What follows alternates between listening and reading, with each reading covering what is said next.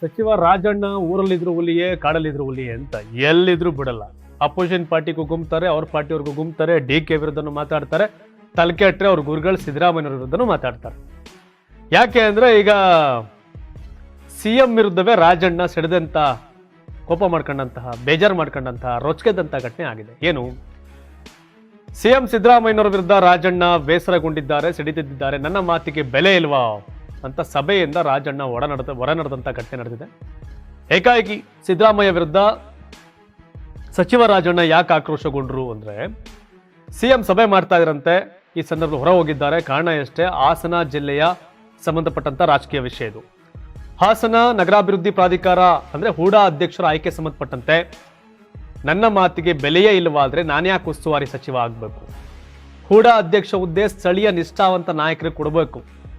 ಬೇರೆ ಕ್ಷೇತ್ರದ ಅಂದ್ರೆ ಹಾಸನ ನಗರಾಭಿವೃದ್ಧಿ ಪ್ರಾಧಿಕಾರ ಅಂದ್ರೆ ಹಾಸನ ನಗರಕ್ಕೆ ಸಂಬಂಧಪಟ್ಟಂಗೆ ಅಲ್ಲಿಯವ್ರಿಗೆ ಯಾರಿಗಾರ ಅವಕಾಶ ಕೊಟ್ರೆ ನೆಕ್ಸ್ಟ್ ಅಲ್ಲಿ ಪಾರ್ಟಿ ಕಟ್ಟಕ್ಕೆ ಅನುಕೂಲ ಆಗುತ್ತೆ.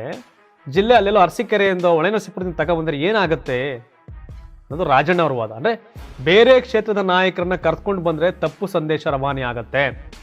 ಹಾಸನ ವಿಧಾನಸಭಾ ಕ್ಷೇತ್ರದಲ್ಲಿ ಪಕ್ಷದ ಬಲವರ್ಧನೆಗೆ ಸಹಾಯ ಆಗೋದಿಲ್ಲ ಬೇರೆ ಕಡೆಯಿಂದ ಬಂದ್ರೆ ಅಂತ ರಾಜಣ್ಣ ಹೇಳಿದಾಗ, ರಾಜಣ್ಣ ಅವರ ಈ ಮಾತಿಗೆ ಸಿದ್ದರಾಮಯ್ಯ ಗರಂ ಆಗ್ತಾರಂತೆ. ಹೂಡಾ ಅಧ್ಯಕ್ಷರ ಆಯ್ಕೆ ನನಗೆ ಬಿಟ್ಟು ಬಿಡಿ ಎಂದಿರ್ತಕ್ಕಂಥ ರಾಜಣ್ಣ ಪಟ್ಟಿಡಿತಾರೆ. CM ಶಾಸಕ ಶಿವಲಿಂಗೇಗೌಡ ಅವರಿಂದ ಒತ್ತಡ ಹಿನ್ನೆಲೆ ಶಿವಲಿಂಗೇಗೌಡರ ಆಪ್ತ ಅಂದ್ರೆ ಅರಸೀಕೆರೆ ಮೂಲದವ್ರಿಗೆ ಪಟೇಲ್ ಶಿವಪ್ಪಗೆ ಅಧ್ಯಕ್ಷ ಸ್ಥಾನ ಕೊಡಿಸೋಕೆ ಶಿವಲಿಂಗೇಗೌಡರು ಬ್ಯಾಟಿಂಗ್ ಮಾಡ್ತಿರ್ತಾರೆ. ಅರಸೀಕೆರೆ ಭಾಗದ ಕಾಂಗ್ರೆಸ್ ಮುಖಂಡರಾಗಿರ್ತಕ್ಕಂಥ ಪಟೇಲ್ ಶಿವಪ್ಪ ಅವರ ಪರ ಶಿವಲಿಂಗೇಗೌಡರು ಒಲವು. ಹಾಗಾಗಿ ಸಿದ್ದರಾಮಯ್ಯವ್ರ ಮೇಲೆ ಒತ್ತಡ ಹಾಕ್ತಾರೆ. ಅವರು JDS ಬಿಟ್ಟು ಕಾಂಗ್ರೆಸ್ ಪಕ್ಷ ಸೇರಿರ್ತಾರೆ ಪಟೇಲ್ ಶಿವಪ್ಪ ಅವರು. ಪಟೇಲ್ ಶಿವಪ್ಪ ಪರವಾಗಿ ಶಿವಲಿಂಗೇಗೌಡರು ಲಾಬಿ ಮಾಡ್ತಾರೆ.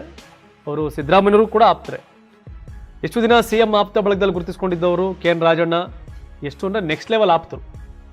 ಈ ಸಿದ್ದರಾಮಯ್ಯವ್ರಿಗೋಸ್ಕರನೇ DK ಶಿವಕುಮಾರ್ ವಿರುದ್ಧ ಮಾತಾಡಿದ್ರು ರಾಜಣ್ಣ. ಸಿದ್ದರಾಮಯ್ಯನೇ 5 ವರ್ಷ CM ಅಂತ. DK ಶಿವಕುಮಾರ್ ವಿರುದ್ಧ ರಾಜಣ್ಣ ತೊಡೆ ತಟ್ಟಿದ್ದ ಸಿದ್ದರಾಮಯ್ಯವ್ರಿಗೋಸ್ಕರ. ಆದ್ರೆ ಅದೇ ಸಿದ್ದರಾಮಯ್ಯನವರು ರಾಜಣ್ಣ ಮಾತು ಕ್ಯಾರೆ ಅಂತ ಇಲ್ಲ.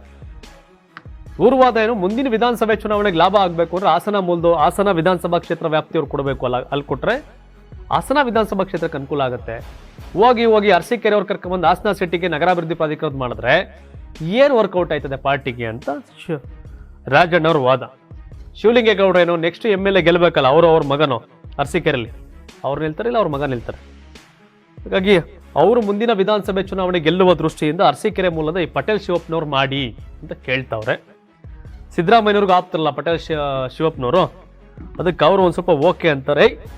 ನನ್ನ ಮಾತೇ ಕೇಳಲ್ಲ ನೀವು ಅಂದರೆ ನಾನೇ ಸೀಮೆ ಉಸ್ತುವಾರಿ ಸಚಿವ, ನಾನೇ ಇನ್ಚಾರ್ಜ್ ಮಿನಿಸ್ಟರ್ ಆಗಿರಬೇಕು ಅಂತ ಎದ್ದು ಬಂದವ್ರೆ.